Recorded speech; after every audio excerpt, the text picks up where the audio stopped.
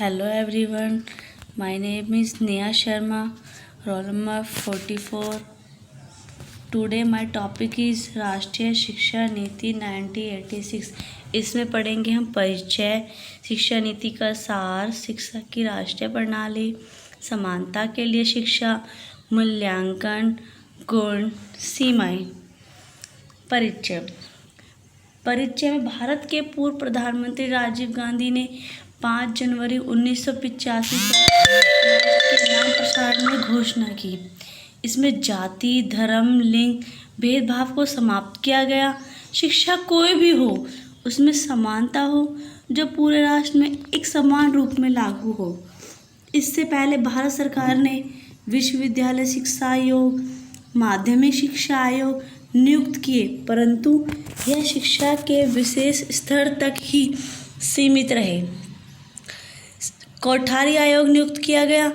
इस आयोग की संस्तुतियों एवं सुझावों के आधार पर ही 1968 में राष्ट्रीय शिक्षा नीति बनाई गई, परंतु शिक्षा राज्य का विषय थी, इसीलिए केंद्र सरकार इस नीति को सही ढंग से लागू करने में असफल रही।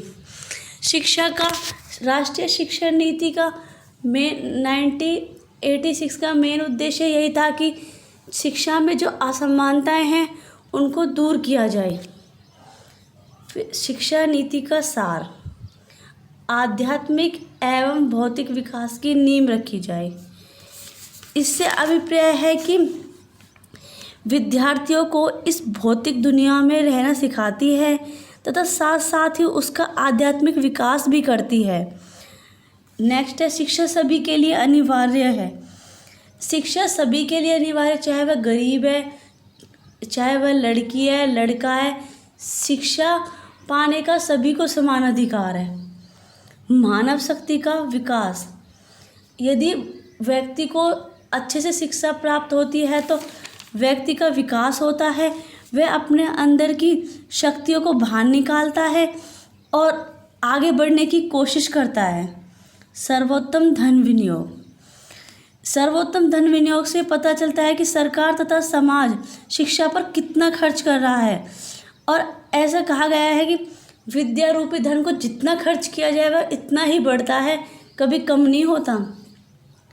सांस्कृतिक विकास में शिक्षा का योगदान, सांस्कृतिक विकास का शिक्षा में बहुत योगदान है।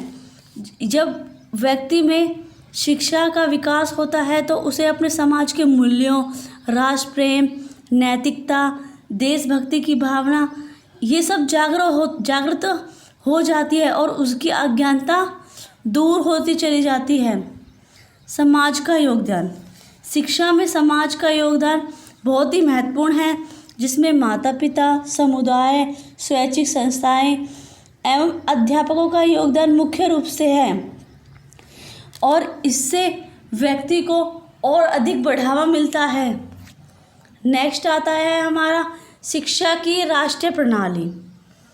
सामान्य शिक्षात्मक ढांचा, जिसमें समान शिक्षा के ढांचे को 3 प्रकार से वर्गीकृत किया गया है कि 10+2+3।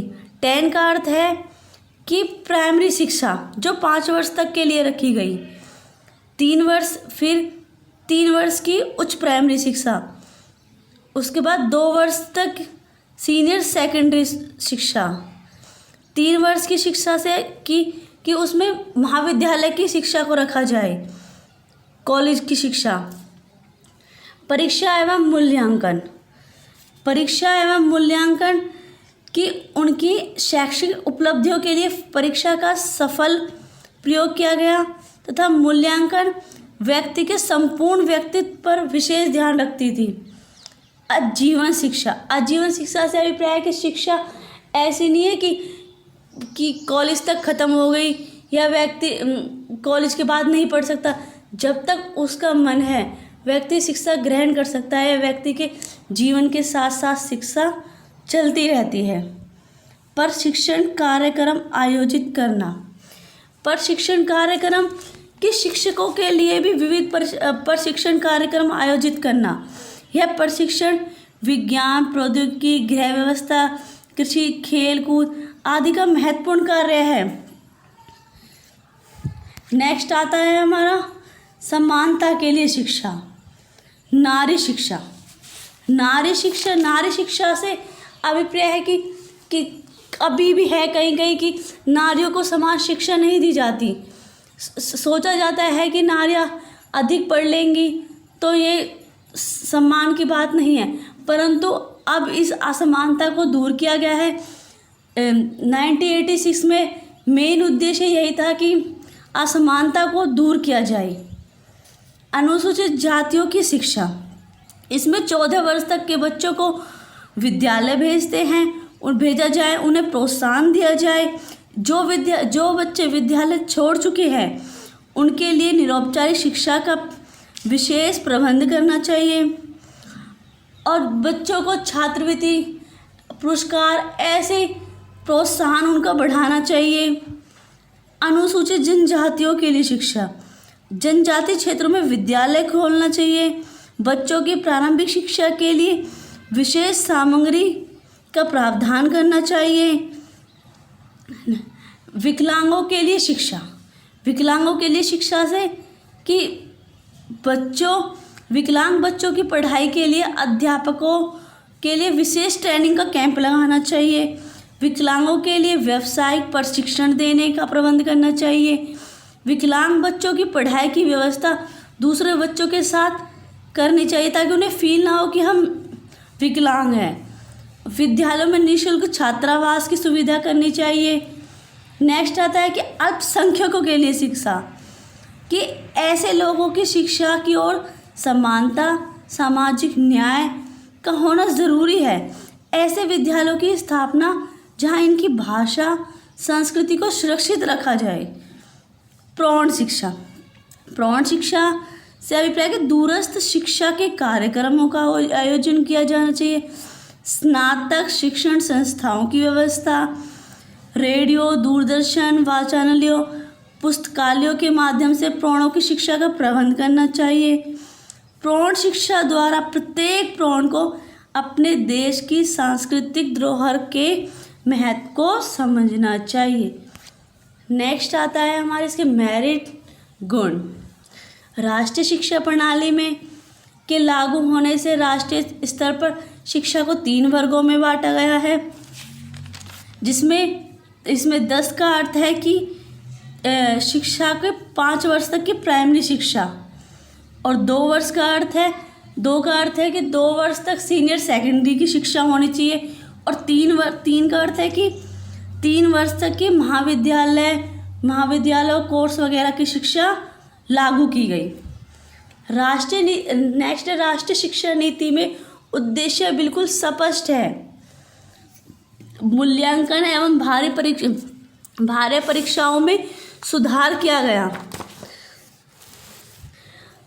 समाज में स्त्रियों की शिक्षा में सुधार, समाज में स्त्रियों को समान शिक्षा दी गई। उनके साथ जो भेदभाव हो रहा था उसे 1986 में ख़त्म किया गया है और स्त्रियों को भी समान शिक्षा दी गई है।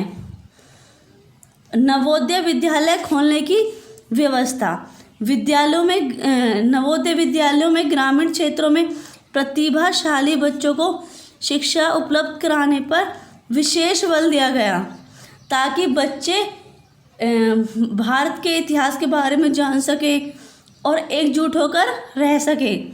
राष्ट्रीय शिक्षा नीति में व्यावसायिक शिक्षा पर बल दिया गया, जिसमें युवा वर्ग को नवराष्ट्र के निर्माण के व्यापक स्तर पर शामिल किया जाए और उनकी आर्थिक शक्ति मजबूत हो, आत्मनिर्भरता बढ़े। नेक्स्ट आता है सीमाएं, डिमेरिट्स। इसमें ब्लैक बोर्ड योजना के अनुसार घटिया किस्म की वस्तुओं का प्रयोग किया गया, जिससे पैसों की बर्बादी हुई। पड़ोसी विद्यालयों को अनदेखा किया गया, और हालांकि कोठारी आयोग ने इस बात पर बल दिया था कि गरीब और अमीर के अंतर को समाप्त करने के लिए ऐसे विद्यालयों की स्थापना की जानी चाहिए, परंतु राष्ट्रीय शिक्षा नीति में इस पर कोई बात नहीं हुई।